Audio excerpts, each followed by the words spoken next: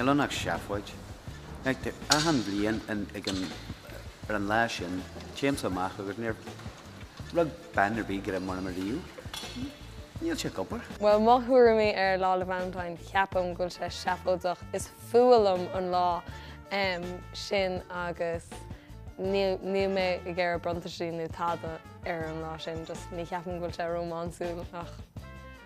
Cé mar gur rud tanis ceol casal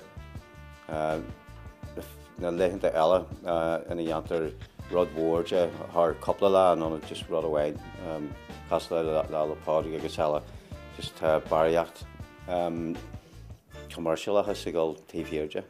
Fínar a bhí gasar agam ní arna much mór bhí muidir nu airach blion amháin fí ar le Valentine agus bhuas go mbeidh bhí sé hart ar chuig clogus teanón agus tuairt le Valentine tanniu bhlas agam. Féib agam le Valentine. Ní héag bhfuil íon principal agam in éan ach níor chhlaach me a réomh. Agus ní tá seaca dáis agus ní mar agam me tuise ganis. Seo an cólias fearr, coní de cleig an tíos. Mai go leor, seo den fur. Le Valentine. Ní bhfuair me sé carta, ní bhfuair me blahanna. Seans go gurthaí me chuid thugam sa híana am líana, sin an a dhéanamh.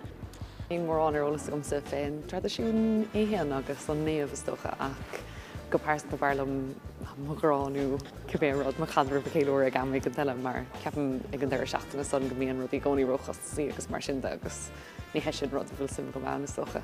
Ach do ghoine áirithe sé jazz. But no, ní dhéanam muid mór an faoi lá le Valentine mar tá chola lá cos le lá le Valentine nóir tá.